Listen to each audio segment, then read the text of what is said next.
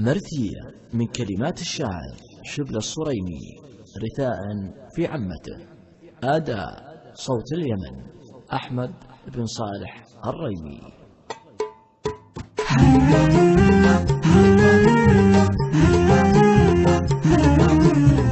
بسم الله الرحمن ذي باسمها الذات الواحدة الفرد الصمد جل شانه ذي لا ذكرت اسمه وبالصد ناديت يعلم بما في القلب وش في لسانه ونحمده ما عشت واصبحت وامسيت له حمد زان العرش وعلى ميزانه يمكمل احيا ويحيا من البيت يؤمر وينهينا وهو في مكانه يا ليتني ما عشت ولا شفت ديرت ولا فقدت اللي فقدنا حنانه ليت القدر يرضى وله روحي يهدت وامتد له في القبر واخذ مكانه يا ليت وانا الدمعه اللي تمنيت ولا رفيق الخيط ذي في كفانه قاعد له في الخمس يوم قمت صليت يجعل رب الكون فعل جنانه كانت لي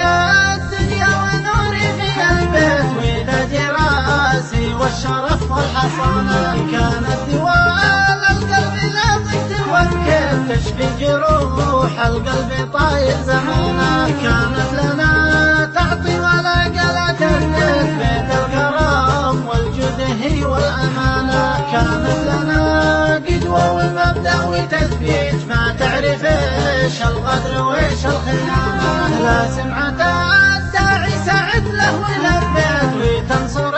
المظلوم قبل الاهانه في خيرها عشنا ومنها تلبيت على الخلق والطيب وصل الديانه كم من يتيم الام هاجر من البيت قادر ومتكدر يعاني حنانه لا شافها قال احمد الله تعافيت لامي بعد امي شرف وامتنانه من بعدها لا حزن شفته ولا ريت والهم لا جاني ولا اعرف مكانه واصبحت سالي بعد ما كنت مليت مثل الصبي لا عاد سن الفطانه راحت وراحت روحي واصبحت نامت وادعي لرب الكون وابكي عشانه واقول يا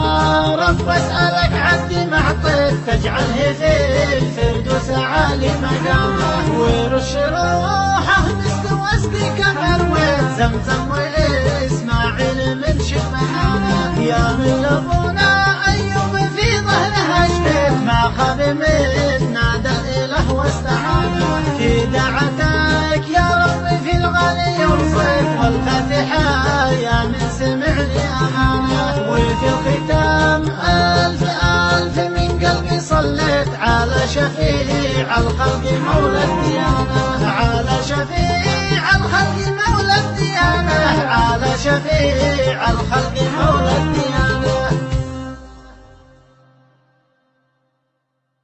مرثية من كلمات الشاعر شبل الصريمي، رثاء في عمته. أداء صوت اليمن.